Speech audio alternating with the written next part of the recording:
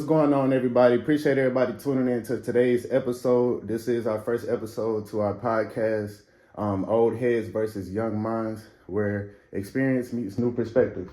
So the first topic for this episode would be, what does being a real man mean today versus back then? What do you think that difference looks like? Back then, it meant doing what it takes to get the job done, perseverance, going through, taking it. Yeah. You know, sometimes you have to take stuff, eat it, even though you don't agree with it or like it, but you do it to get the job done. But back then, you had to do it, or you wouldn't reach your goal. Right. Your paycheck, whatever it involves, you wouldn't reach it. So yeah, I think that involved being a man, being accountable to whatever that the job description you've been given. Right. And that goes from family to job. The whole nine. You got to do whatever it takes to get the job done. Okay. I have a question. What kind of jobs, did you work back then? Or did you see, your father working, or family, period? I've done everything from door flipping, door inspecting, throwing hay, working in a phone center. I've been from the country to the city, just doing whatever I have to do, to get a paycheck. Right. Okay. So, in those times, I know a lot of people, especially you being a black male, I know a lot of black males work for the white man. How was that relationship? You know what I mean? It wasn't fun. That's the reason I'm in Dallas, because the experiences I went through in Louisiana were all demeaning and calling you boy and disrespecting you. But you had to eat it, because you couldn't go to the next job because the same thing happened on the next job, Right, yeah. It was a lot of racism and things that was not right, but you knew it going in, so you just had to deal with it. Yep. So I'm curious, do you think that being a real man back then is the same for today, or do you think things have changed? No, I think things have changed a lot, Really? Back then, some of the things our generation has done, some of the insults and disloyal, acts from police and all that we've taken, has opened up some doors for y'all. Now there's more exposure now. Media has brought out, and so now things have to be done more discreetly if you're going to do some dirt. So I think doors have been opened now, and y'all making progress, but it's not nearly like it was. Yeah. So, okay. So today, what kind of men do you think are being produced today? In today's world. Well, I think what do you see? What's your perspective? Unintentionally, I think the men being produced today are softer in one way, maybe the physicality, but wiser in other ways, more outspoken, because they're not afraid of what's going to happen. Our generation, we were quick to be quiet because we were afraid of getting fired or getting put in jail, stuff like that, and the young folks today, they're not nearly as scared. They're more outspoken and brave when it comes to that. They're not fearing any type of repercussions. What do you think about that? Do you think that's good? You think that's do you think we're smarter, or you think we're just softer? What do you think? I think you think you're smarter, because your exposure is limited, Okay. The more you're exposed to, the wiser you'll be, and surely I've been exposed to more than someone half my age has been exposed to, but, and also, if you flip the coin, you're smarter technology-wise, as far as learning things I didn't learn and seeing things perhaps from an angle that I wasn't afforded the ability to look at. Okay. So I think it has its pluses and its minuses. Yeah, most definitely, I agree with that. Okay. Um, I like that. I like your perspective on that. You know what I'm saying? In my opinion, I believe being a real man, is being a hardworking provider. You know what I mean? Just first taking care of yourself, and then and putting yourself in a position where you can take care of other people's, being a protector, like I said, not only for yourself but for other people. I feel like men should be brave. And I do kind of agree with you. As much as I wouldn't like to, I do agree that this generation is a little softer. You know what I mean? We are like more outspoken, but yeah, it's like you say, it's as good and as bad about it. Everything, kind of thing. But I definitely like your perspective on that for sure.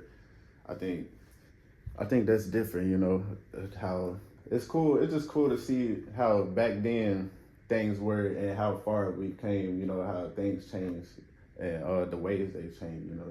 But we're gonna go ahead and hop into this second topic. We're gonna talk about accountability and who has more of it, like between the older generation and the newer generation. What do you think about that? Oh, I definitely think the oldest generation had more accountability, because the weight was heavier, and we had to do things y'all don't have to do because y'all have us, Yeah. y'all have work that we put in and foundations we've laid, things like that, to fall back on. We didn't have it. Mm-hmm. We didn't have that. We had to deal with things like they were, but y'all have y'all share 20th century accountability, but Mm-hmm. back then, we had families, we our children, and so if we didn't do what needed to be done, we didn't eat. Our children didn't eat. Our wives and stuff, and so we had to do stuff we didn't want to. We had to bite bullets we didn't want to bite because so many people were dependent on us, and the man. That's the whole thing. The man knows that. Mm-hmm. And so he feeds off of that. He knows we're not going to go so far because we have families, so they have leverage, on us to deal with, But now, y'all have done legwork. You've made progress and opened up avenues we didn't have. Yeah, So definitely. y'all have options, and Yeah. things like that. So I think y'all have done some pretty good work. But as far as we're concerned, we didn't have all those options. We had to either do it or die. Makes sense. Yeah, I can actually agree with that. I feel like today's generation has a lot more distractions, but it just depends on how you use them. You know what I mean? Because they can be very reliable and stuff. But I feel like a lot of those distractions are we try to blame those for like not getting stuff done sometimes, procrastination, being lazy, all the things we can reuse into not be lazy and to, actually be productive, but we just don't use it in a productive way. For like example, cell phones, technology, social media, all these things can be really great for us. It's just sometimes we don't always use them in the best way, the most healthy way, and that goes for anything in life. But that's basically my point of view on that. When it comes to accountability, who has more of it, I probably would definitely say I think the older generation has more of it too. I agree with your perspective on that for sure.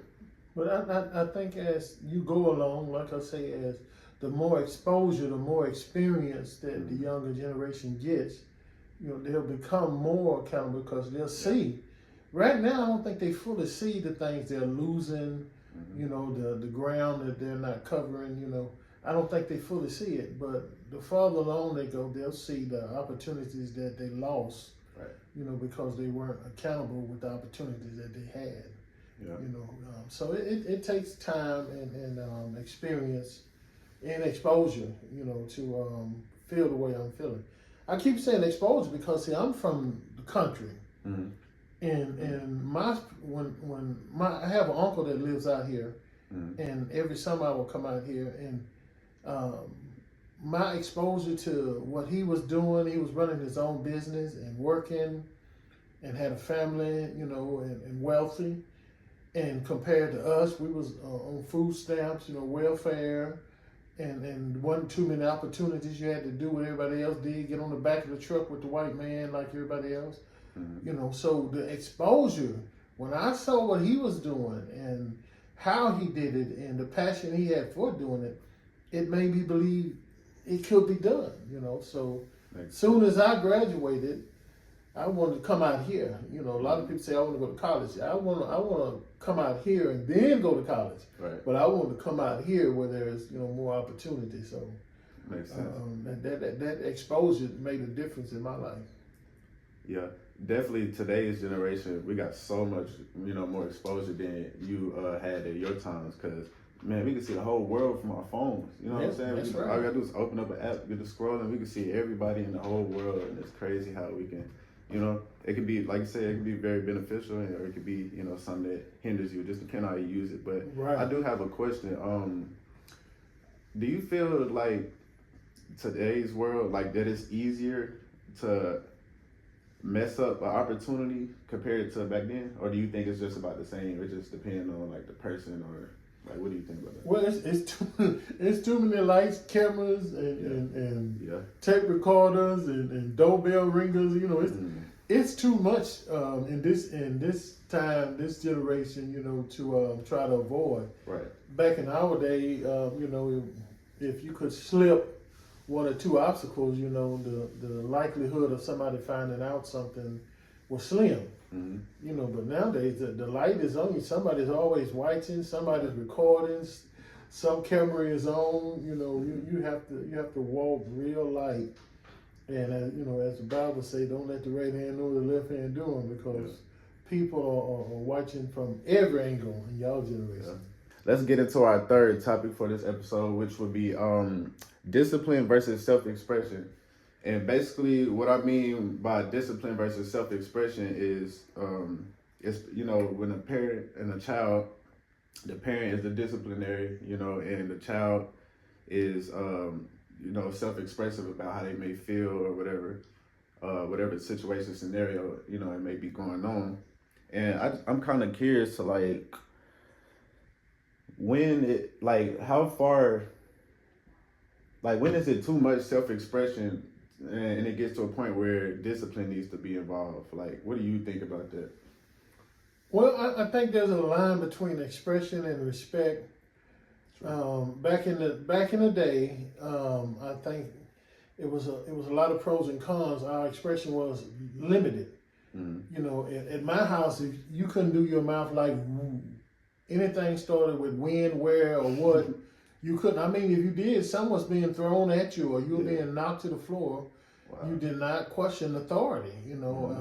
That's just the way it was. So I think by us not being able to express ourselves, there was a lot of things that they should have known that they never found out, that the young person, was not at liberty to share with them. Maybe something happened or was happening that they wanted to talk about, they couldn't. Mm-hmm. Things of that nature. I think that that was something to deal with back then. But I also think that there has been lines crossed, where a lot of teens, especially black teen males, especially, they don't have a respect for outside authority. Mm-hmm. It's limited respect in the house, and I do mean limited. It's not nearly like it was.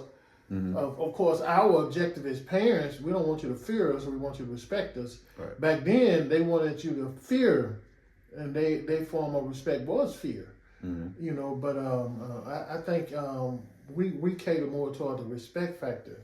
Okay. But the lines being crossed because once a young black male especially grows up, very rarely, he don't want to respect nothing outside the house. Police, principals, teachers, he'll in some case 75% of the matter, respect his father, if there's a father in that household. Right. But stepfather, principals and teachers and police, no. It came over time, but initially it didn't come. There was no respect there, So I think that kind of expression is negative. You have to, in my opinion, you have to learn how to play the game. You can't say everything on your mind that come to your mind. You got to hold your tongue and weigh it out, and then at the right time, you can express yourself. Definitely, yeah. I kind of agree with that, especially that last part. Sometimes you do have to hold your tongue and kind of speak when at the right time, the right moment, kind of thing. I have a question though. What do you? I mean, like, what do you think caused that? Like for people, like our generation to be more expressive and to only want to listen to like who we related to, I guess, or everybody, but people outside. I think you were allowed to.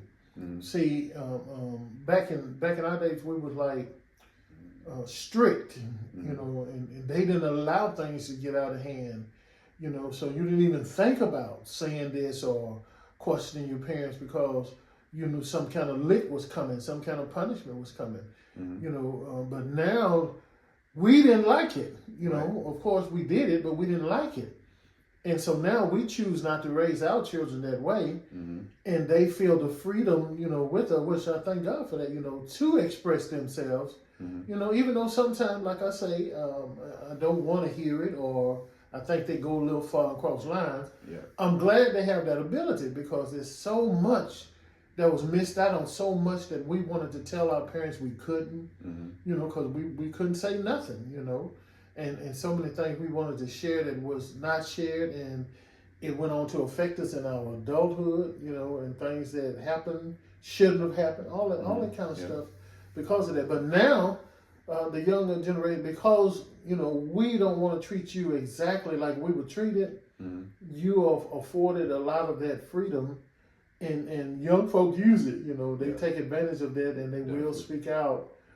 Most of them will speak out whenever they have something on their mind. Yeah, I definitely agree. That's a good point, to bring up actually, because I think that being being able to express yourself, especially as in a child's place, is very important because, like you just said, it wasn't allowed, in most y'all's household, and that's something that was needed, and it's something that kind of hindered y'all in a way because like y'all didn't get to express certain things. And I really feel you when you say it's like certain things going on that they don't even know about and won't know about because their child don't even feel comfortable coming to them to speak to them about it because how everything is structured in the household or whatever.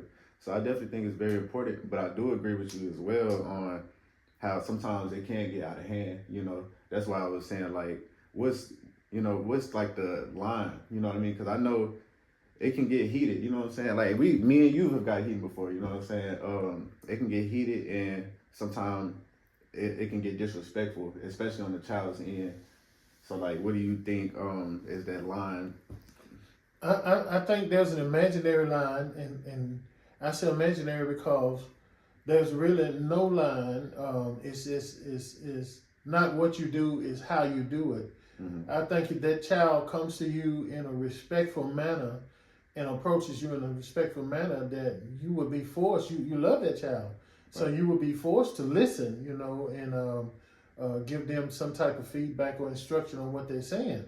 But it's the way that child will come at you sometime in a disrespectful manner, meaning he'll talk to you like he talked to his friends, he may use language that he shouldn't use, tones, that we have a problem with tones because the man talked to us in that tone, and so when we hear that tone, we immediately fight back because we don't like that tone, because we had to endure it from the man, so yeah, I think there's nothing one of my children can talk to me about as long as they talk to me about it in the right way. Yeah. In the right, long as they approach me in the right way, I'm open. I'm open, and we'll discuss it, and we'll see. Yeah. I think I can say that's true, you know what I'm saying, from my perspective as your son. But let me hit you with some quick questions real quick. Money or happiness? What do you think more important? Happiness. Happiness? Yeah, money run out, and then there's some things, money don't affect, concerning happiness, they impact, and everything, but money don't make you happy in all, areas of life. And the fact that it runs out, I need peace of mind. I need happiness. I need joy. I need that. So I don't think there's a price you can pay me to give that up. I need that. Matter of fact, I'll pay you for something. I want that. Right. I agree with that. I agree with that. That's a good point to bring up too. That money run out. You know what I'm saying? You can always run out of money, but through any situation, you can maintain happiness. It's something you gotta, kind of get to that point. If you look at it, most of our scenarios on TV shows, movies, whatever, this generation, is catered toward money to make them happy. They'll rob something. I got to get this money, man, and I know we can sell this or we can do this. But if you look back at James Evans and Good Times, you look at Fred Sanford, and you look back at George and Wheezy, they did nothing criminal, but they were happy. Yeah. They were happy. They displayed a lot of happiness. They dealt with a lot of serious situations, but they handled them in the right way. They didn't contribute those situations to crime or doing something illegal. Right. So I think it's possible. You can be broke and happy, but it's hard. It's very hard to do it the opposite way. You need that happiness. That's a good way to put it, for sure. What do you think about marriage before 30? Marriage before 30, I think marriage should evolve around true love. And most people don't know what true love is initially, because once they feel something they've never felt, which turns out to be lust, from generation from sex, or even emotion, from feeling something you just never felt before, or tension or whatever, and you relate that to love, but that's not always love. When it's true love, and you'll know it when you find it. When it's true love, it's time to get married. It's time to take that woman or man off the market and afford all your attention to them. Because I believe that's the right one, and they can make me happy, and I have a desire to make them happy. So as long as it's true love, I don't think no age. I got married, and my wife was 18, and we've been married 34 years, and I'm still in love with her, and I don't say that just because we're talking, and that's your mother, right. But honestly, I still truly love her, and I don't love her like I loved her when she was 18. I love her more, so I think what we had was true and real. What we have is true and real, so. Right. Age shouldn't be a factor, but it should be maturity. You can't call the first flavor you taste, to be the real thing. You don't know. You hadn't had no flavor but vanilla. Right. Taste some chocolate and strawberry, and then you'll be able to say, I think vanilla, is something I can live with it. I like vanilla, But when you just taste, one flavor, and think that flavor is going to be the flavor you're going to be tasting the rest of your life, you in for a surprise. Right. Because somewhere down the road, we don't want to face this. That's the whole problem. We don't want to face this, but it's reality. Down the road, that woman or man is going to say, whether they said to you or not, I wonder what chocolate tastes like. I wonder what strawberry tastes. They're going to wonder, they're going to want to know. And so, my thing is, as long as you have those thoughts and questions and concerns, you're not ready yet. You really hadn't made up your mind. But once you've made up your mind, once you've had those flavors and been exposed to those flavors, and you say, no, you know what, it's cool. It's kind of, but I'm going with this. Then you're ready. Then you're ready. I agree with that. I think. That's definitely more important than age. It's true love, knowing whether that's who you should be with or not. But I always like the example you use, like with Adam and Eve, how we should view our, relationships. Like it's only us, it's only you and your partner, So I always loved how you use that example. And I think that's how people should go about their relationships, just viewing it just us, against the world kind of thing. And we depend on each other to make it through our situation. We depend on each other to make sure we're feeling good, it's things of that nature, and just depending on each other for everything, and helping each other through life, just going through life together. And see, that's one, That's right. And that's what our problem is. We feel like we have choices, America has given us this contract guarantee us so many choices, but we Yeah. see as a black man, those choices are not really what they say they are. But Right. in relationships, you shouldn't feel like you have choices. If you don't work out, I can go Melinda. What you want to do, Susie will do, and those type of things. No, make it work with the one you're with. Right. If you love her and she loves you, make your relationship work because you wanted to work with her because you want her to want it to work with you. Exactly. You don't want her to feel like she got choices either. Right. You know what I'm saying? I'm the one. If you have a problem, I'm your man. You need some money, I'm your man. You got an itch, I'm the one that's gonna scratch it. You know, you need to make her feel that way, and she need to feel the same way too. Definitely, I agree. And today's generation, there's so much access to all these, other options we got. It's crazy, but hey, if y'all plan on getting married out there, y'all better be listening. Is college worth it? Question mark. What do you think about that? I think college done the right way is worth it. You know, it's a higher, it's exactly what it says. It's a higher level of education. Mm-hmm. Now, if you're not going to use that education, and if you're not going to get that education, then you don't, need to go to college. You need to maybe go to a trade school, because I think doing hair or plumbing, electricity, things of that nature, they're just as important as college if that's what you want to do. Right. But college has definitely has an impact on you education wise. Like let's say you want to be a doctor. There's some things you need to know in the medicine field. Yeah. So if you're going in that field, you need to know more about that field. College is definitely enhancement for you. But if you're going to college and all you're learning is how to party and have fun and stay away from home and get as many girls or guys and try things you ain't never tried before and all that, it's going to defeat the purpose. Mm-hmm. You're just going to come home an educated fool. Yeah. You got the paper, but you don't have the knowledge. Mm-hmm. So I think college has its pluses, but it also got its minuses. If you go, I've had so many friends to go to college, and the only thing they came back with is debt. They came back with a baby. They came back with a habit. They were strung out or alcoholics. When you go, if you afforded the opportunity to go, and thank God they made some doors open where, Pell Grants and student loans where a poor person can go to college. But go to college and get what you went there for. Right. That's if you do that now, I think it would be to your advantage. Definitely, I can definitely agree with that because that's the number one reason I didn't go to college because I felt like with the mindset that I was in graduating, it's the 18-year-old fresh out of high school mindset, wanting to feeling like I just got out of jail kind of thing, like, oh, I'm finally out, I can do whatever. It's like I just knew if I was to go to college, I wouldn't be ready.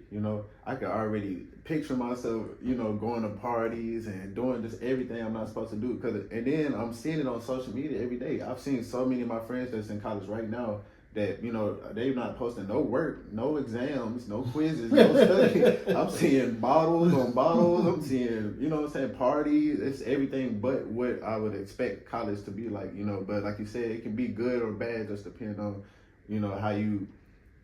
how serious you take it, Right, and the thing I love, especially about this country, is you mature, you grow up, experience, you go through things, you grow, and so you don't have to go to college when you're 18. You can go to college when you're 25. You can go to college when you're 35. You know what I'm saying? When you are ready to receive that education, to receive that information, then you can go. But if you're not going for the right reason, you're really just wasting your time and who's ever money. You need to go have made up in your mind that God has afforded me this opportunity to get information in this particular field. So I'm gonna spend the next 4 to 6 years getting this information. I'll party when I leave college. But right now while I'm in college, I'm gonna learn what I need to learn. So when I get out, I know what I need to know. Definitely, yeah. I agree with that. Should men always pay? No, I don't believe in that. I don't believe men should always pay because make that a rule, and that don't need to be the case. The man, of course, he needs to be the strong backbone. Have the shall we say, he want the final say, but he need to have the final pay. You know, if nobody else can do it, he need to come up with a way to do it. So I believe in that part, but I believe both people should equally invest in their relationship. Right. Otherwise, if the first thing come to your mind, you think about leaving, you don't feel like you're losing nothing because you ain't investing nothing, you know. Well, Henry like me, Henry got a good job, you know, I just leave him and start dating Henry. But if you've invested in this relationship, you put money in, you put time in, emotions, feelings, then you don't want to just throw all that away. You know, you want to get the most out of it too, because you've invested some things and some money and some time in your life as well. So I believe both people should invest, you know, pay. Yeah, and I definitely would say the same. You know, I think that's something that should be, you know, equally, you know, an equal investment. You know, both of y'all should be investing into each other. You know, because like I said, y'all one. You know, when you're in a relationship, y'all supposed to be working towards becoming like one together and helping each other get through everything. So I definitely think, you know, that y'all should help each other when it comes to, you know, financial. And you need to know that. You know what I'm saying? In your mind, you need to know she's just as vested in this as I am. Right. Yeah. If I'm the only one paying, you know, you start thinking she's just here for a free meal. You know, and as soon as she sees something better, she's going to ride out of here. But if she's quick to the purse, and if something come up, you know, that you need her help and she's quick to help you out, then that'll convince you more and more, I got the right one. This is the right one, you know. I'm not doing this by myself. You know, she's helping me. Like me and my wife, most of the stuff we get fixed or whatever, cars at the house, whatever, I pay for. But if it's a large sum, you know, I'll tell my wife, and she's quick to invest with me. You know, if I say, well, you know, babe, we need this water heater, and the guy says it's gonna be $700, you know, and I really don't have $700, you know, right now. And she'll say, well, look, why don't we just do $350 a piece? And that's what you need. See, that's gonna take the burden off of me. It's gonna take the burden off of me, and we're gonna equally share it. But at the same time, we're getting the water heater fixed. Right. You know, but it's such a relief to know I'm not in this by myself. Definitely. If I really need some help, I feel very convinced that she got my back. Yeah, and that's good. I love to see that for sure. I kind of want to get a little deeper, like, into that question, because it makes me think about like independent women. Like, what do you think about independent women? Because I see a lot of that, like today, a lot of independent, you know, women. What do you think? It depends on how you can define that independence, because I want a woman to feel like she can stand on her own. She's strong enough to stand on her own, that kind of thing. But I want her to realize she's not on her own. Right. You know, so she'll still be respectful, submissive. You know, in the areas she need to be, because she realized she's not on her own, and she's not doing this by herself. And I do make a difference, as well as she makes a difference in my life. And whatever, see, this is the point when you know you with the right one, is you know you can make it by yourself, and she knows she can make it by herself. But y'all choose to make it together. Yeah, that's when you know you got the right one. Then, because I think me and my wife, both of us can agree, if push come to shove, both of us got that mentality. We're gonna do what it takes to survive. But it's a whole lot easier, less stressful, better for the children, better for the whole culture environment if we work together, you know. Yeah. And that way, she got a little cheese in the bank, I got a little cheese in the bank. There's a little stress involved, you know, and we're surviving. We're making it happen. Yeah, that's what they say. Teamwork make the dream work. That's right, and that's absolutely right. Yeah. And you can do things together that you never can accomplish apart. I agree, for sure. We all need each other in a way, so we just gotta realize it, you know. What's something you wish I understood about your generation? I really wish you understood the price that was paid to get to where we're at. It didn't. The progress we made, our generation and me personally made, it didn't come easy. You know, it took some work, some getting up early, going to bed late, some giving your last. I remember days where once I got through giving y'all money, I ain't have no money. I would go to work and I had to borrow lunch money. Mm-hmm. You know, the sacrifices that were made on your behalf, I think y'all generation tend to take it a little lightly because you didn't have to go through it.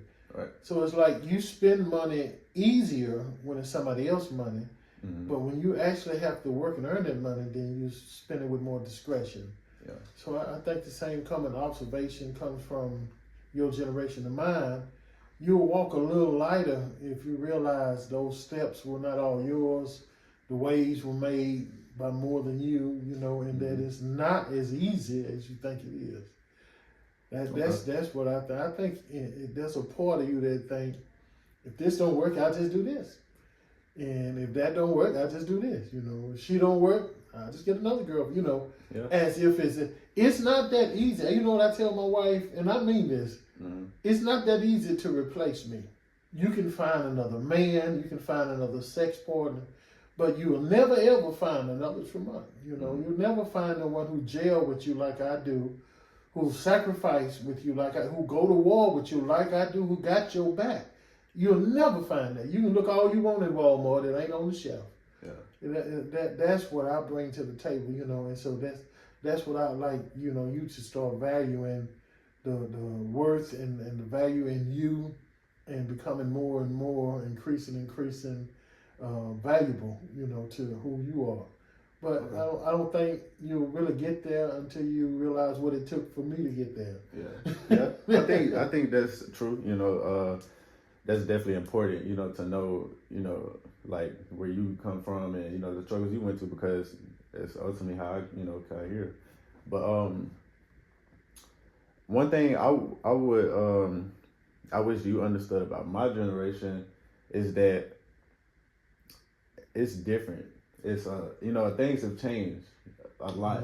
There's a lot of new things, a lot of different things that's just new and different about today's world. And I feel like the older generation should pay more attention to the younger generation, and be more open-minded to listening to them and learning from them. I feel like the older generation feel like they can't learn from the younger generation, because they're, feel like they experienced everything already. They already been through it. They already know better. Like, it ain't nothing you can tell me because you ain't been through nothing yet.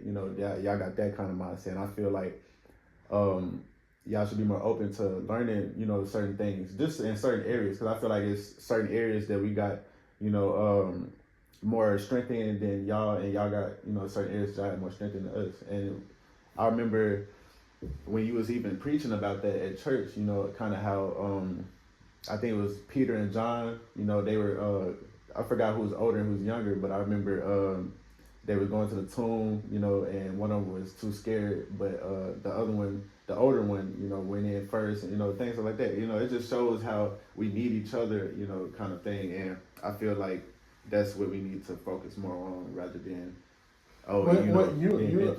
you're absolutely right, and I think we do that way too much. You get. I was watching an Oprah Winfrey show one day, and there were two twin boys, and their father was a homeless alcoholic, and the twin boys came up different. One of them became a homeless guy, and one of them became a doctor. And so Oprah Winfrey interviewed both of them, and she asked them what they think was the difference. The homeless person said, every day I went talk with my dad, and I understood what happened to my dad and why he was like he was, and it was some his fault, but it wasn't all his fault. But he was so smart and intelligent and had such a good personality. I couldn't wait till I got out of school so I could go be with my dad, and I wanted to be with my dad. The other guy said, I never got to know my dad, didn't want to know my dad because I felt like he didn't amount to nothing, and I wanted to do something with my life. So it's just the different perspectives, you have like that, and I don't agree with the perspective of I can't learn nothing from you, because I can. Yeah. I can. Now, I've had my days. I think we've all had our days where we didn't pay young folks much attention and consider what they had as valuable. But as we get older, things will never change unless you look at the new and see what the young folk got to bring to the table. Older folks are comfortable structural, foundational, and they don't want to take a chance in losing what they got because so many people depend on them. Young folks are brave and they just go for it, because they feel like if they did it once, they can do it again. Yeah. And so they're not scared, So you need both of those mentalities, if you're going to be a person that take advantage of the new stuff that's out there. Otherwise, you're going to always be like you are. Definitely, that's very well said. The last question for this episode, I just want to say, I want to ask you, what's something, if there is something that you wish that you did differently, around my age? Right now, I'm currently 21 years old, of course. So, around 21, where were you at in life, and what were you doing, and do you wish you did anything differently at all? Well, I'm so thankful that life turned out the way it turned out. I met who I met. And I'm very happy with my life and my wife and children and all of that. But if it were possible, some people say they wouldn't change a thing because even in failure, you still can learn something. True. But if I could go back at this age, when I went to college, I maintained a 3.0 average. I did pretty good in school.